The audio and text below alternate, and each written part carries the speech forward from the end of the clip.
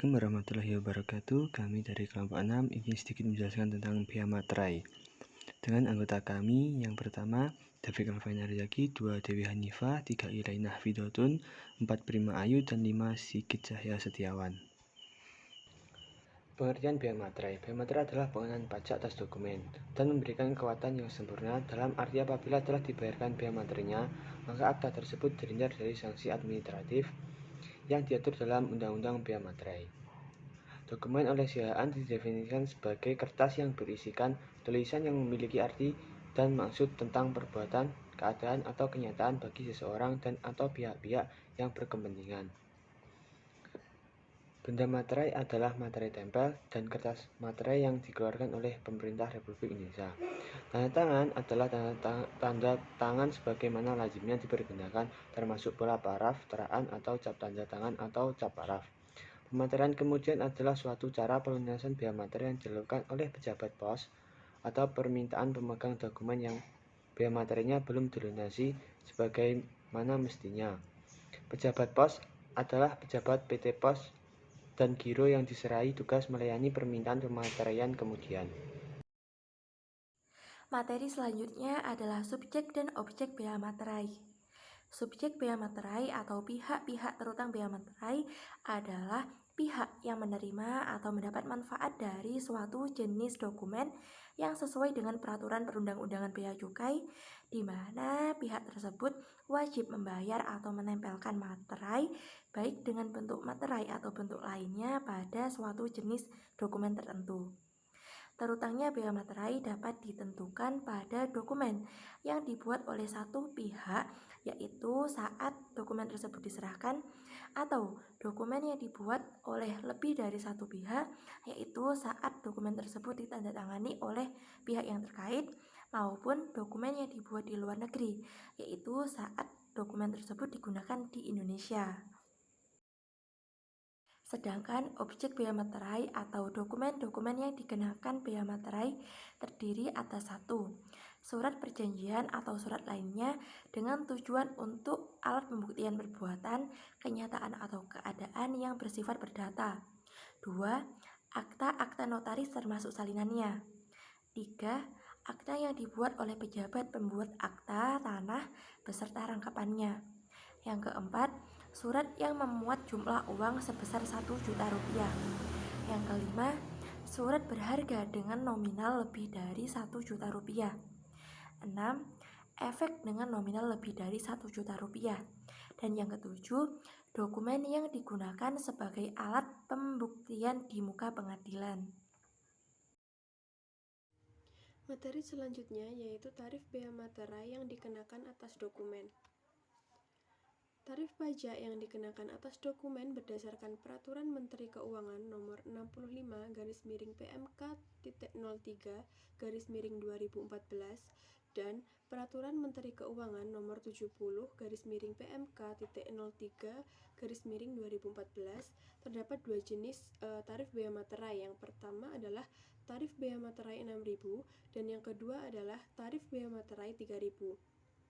Untuk pembahasan pertama yaitu tarif bea materai 6.000 yang meliputi beberapa dokumen seperti yang pertama, surat perjanjian dan surat-surat lainnya seperti surat kuasa, surat hibah, dan surat pernyataan yang berhubungan dengan tujuan digunakan sebagai alat pembuktian mengenai perbuatan, kenyataan, atau keadaan yang bersifat perdata. Yang kedua adalah akta-akta notaris termasuk salinannya. Yang ketiga, akta-akta yang dibuat pejabat pembuat akta tanah atau PPAT termasuk rangkap-rangkapnya. Dan yang keempat adalah surat yang memuat jumlah yang mempunyai harga nominal lebih dari 1 juta rupiah. Yang selanjutnya adalah tarif bea materai 3.000. Untuk dokumen-dokumennya meliputi yang pertama, surat yang memuat jumlah uang yang mempunyai harga nominal lebih dari Rp250.000 tetapi tidak lebih dari 1 juta rupiah.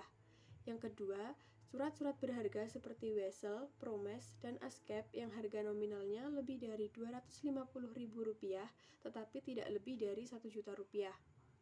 Yang keempat, efek dalam nama dan dalam bentuk apapun sepanjang harga nominalnya lebih dari Rp250.000 tetapi tidak lebih dari Rp1.000.000. Yang keempat adalah cek dan bilet giro dengan harga nominal berapapun.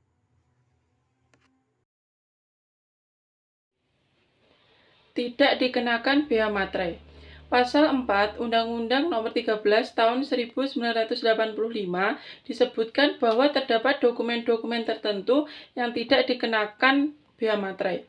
Yang pertama yaitu ada dokumen yang berupa surat penyimpanan barang. Yang kedua ada segala bentuk ijazah. Yang ketiga tanda terima gaji, uang tunggu, pensiun, uang tunjangan, dan pembayaran lainnya yang ada kaitannya dengan hubungan kerja serta surat-surat yang diserahkan untuk mendapatkan pembayaran itu. Yang keempat, ada tanda bukti penerimaan uang negara dan kas negara, kas pemerintah daerah, dan bank. Yang kelima, ada kwitansi untuk semua jenis pajak dan untuk penerimaan lainnya yang dapat disamakan dengan itu ke kas negara, kas pemerintah, dan bank. Yang keenam, ada tanda penerimaan uang yang dibuat untuk keperluan intern organisasi. Yang ketujuh, ada dokumen yang menyebutkan tabungan, pembayaran uang tabungan kepada penabung oleh bank, koperasi, dan badan-badan lainnya yang bergerak di bidang tersebut. Yang kedelapan, ada surat gadai yang diberikan oleh Perum Pegadaian. Dan yang terakhir, ada tanda pembagian keuntungan atau bunga dan efek dengan nama dan bentuk apapun. Materi selanjutnya yaitu saat terutang bea materai. Nah, saat terutang bea materai ini bisa dikatakan bahwa kapan sih berlakunya bea materai itu? Nah, menurut pasal Undang-Undang Bea Materai tahun 1985, yang pertama yaitu jika dokumen dibuat oleh salah satu pihak, maka saat terutang bea materainya adalah saat dokumen tersebut diserahkan. Kemudian yang kedua yaitu jika dokumen dibuat oleh lebih dari satu pihak, maka saat terutang bea materainya adalah saat dokumen itu selesai dibuat. Nah, biasanya ini diakhiri oleh tanda tangan kedua belah pihak. Kemudian yang ketiga yaitu jika dokumen tersebut dibuat di luar negeri, maka saat terutang bea materainya adalah saat di Indonesia. Selanjutnya yaitu tata cara penggunaan dan pelunasan bea materai. Tata cara penggunaan dan pelunasan bea materai itu ada dua, yaitu menggunakan benda materai, yaitu dengan cara menempelkan benda materai yang bisa dilakukan oleh wajib pajak sendiri atau petugas pos. Nah, kemudian cara yang kedua yaitu dengan cara yang ditetapkan oleh Kementerian Keuangan, yaitu dengan mesin teraan dan juga pelunasan cap lunas. Pematerian kemudian adalah suatu cara pelunasan bea materai yang dilakukan oleh pejabat pos atau permintaan pemegang dokumen yang bea materainya belum dilunasi sebagaimana mestinya. Pematerian kemudian dilakukan terhadap yang pertama dokumen yang dipakai sebagai bukti di pengadilan di mana semula tidak dikenakan bea materai. Yang kedua, dokumen yang tidak atau kurang dilunasi sebagaimana mestinya. Misalnya surat perjanjian yang sudah ditandatangani namun tidak diberi materai atau diberi materai 1.000 padahal seharusnya terutang bea materai 2.000. Yang ketiga adalah dokumen yang dibuat di luar negeri pada saat dipergunakan di Indonesia harus telah dilunasi. Kemudian sanksi-sanksi. Nah, sanksi-sanksi dalam bea materai ini ada dua, yaitu sanksi administrasi dan juga sanksi pidana. Nah, sanksi administrasi itu biasanya berupa denda 200% dari jumlah bea materai yang belum dilunasi. Nah, kemudian sanksi pidana. Nah, sanksi pidana ini dapat dikenakan ancaman maksimal 7 tahun penjara. Jika yang pertama meniru atau memalsukan bea materai. Yang kedua yaitu mengedarkan materai palsu. Kemudian yang ketiga adalah mengedarkan, menjual materai yang sudah pernah dipakai dan tanda tangannya sengaja dihilangkan. Kemudian yang keempat yaitu menyimpan bahan-bahan atau perkakas yang terbukti akan digunakan untuk membuat materai palsu.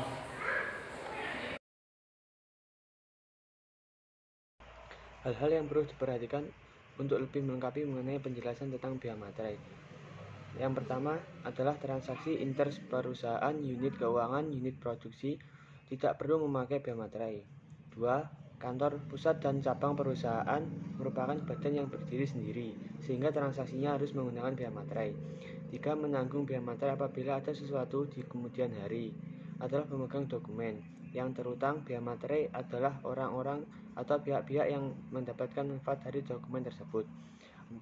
Tanggal materai. 5. Tanggal yang tercantum di materai lebih sah dibandingkan dengan tanggal dokumen. 6. Kurang diperhatikan masalah yuridis atau isi dokumen. 7. Warna tinta yang ditulis pada materai tidak menjadi masalah. Yang ke-8, tulisan pada dokumen, misal tulisan di kertas materai, tidak boleh dihapus dengan cairan penghapus. 9. Tambahan untuk pasal 7 ayat 8, kertas biasa yang dipakai untuk lembaran berikutnya karena isi dokumen terlalu panjang tidak perlu memakai materai lagi karena masih merupakan satu kesatuan. 7. Mikrofilm perlakunya bisa dianggap sebagai fotokopi dokumen. 11. Tindakan dengan kertas karbon sama dengan fotokopi. Tidak terutang bea materai karena lengkap atau tindasan tersebut tidak ikut ditandatangani secara asli. 12. Penggunaan dokumen yang dibuat di luar negeri. Contoh A. Belum ada bea materainya. Dimateraikan dulu di Indonesia dengan cara pemateraian kemudian. Yang B. Sudah ada materainya, diberi materai lagi dengan cara pemateraian kemudian. Terima kasih atas perhatiannya. Kurang lebihnya mohon maaf. Wassalamualaikum warahmatullahi wabarakatuh.